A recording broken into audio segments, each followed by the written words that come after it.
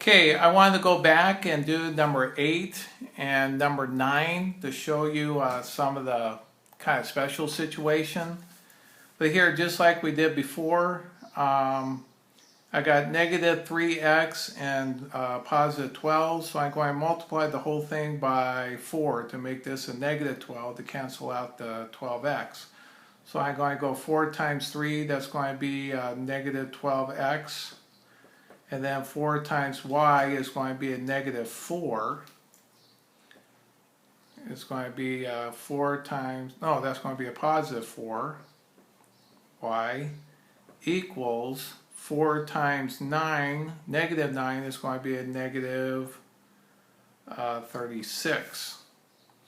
So if I do this one, it's going to be let's see, negative 12 minus plus 12, that's going to be 0. 4y minus 4y, that's going to be 0. And negative 36 plus 24, that's going to be negative 12. Well, both of these are eliminated. So therefore, I lost this, but I still got a number here. So that tells me they're not going to be the same line, because if it was, this would be a 0. It would be zeros all across. So since the x and the y got canceled, that means there's no solution. At this point, there's nothing I can do. So therefore, these lines will never cross. They're going to be parallel lines, basically. They're not going to cross. So therefore, there's no solution to this system. They're never going to cross over each other.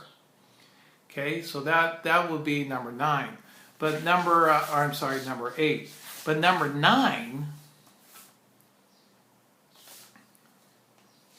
this one here, I'm going to do the top one. I got 10x and 20x. So if I multiply this by negative 2, that'll make it a negative 20. I can eliminate the x, so I'm going to go with negative 2 here. So 10 times, or negative 2 times 10x, that'll be negative 20x. And then negative 2 times the negative 8, that'll be a positive 16y, equals negative 2 times 4, that'll be a negative 8. So that'll be the new equation. So here you'll see if I go negative 20x plus 20x, that's 0.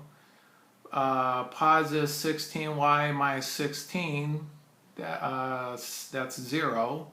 Negative 8 plus 8, that's 0. So they're all zeros. There's nothing left. So these are two lines that are going to be right on top of each other. If you did it like in number 60, lesson 62, graph these two lines, they're going to be right one line, and then the other line is going to be right over the top of it. They're going to be the same line.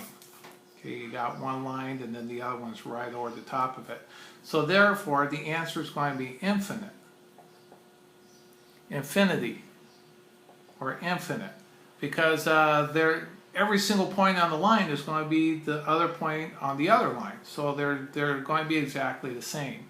So there's infinity number of answers, and the lines go forever. They don't end in either direction.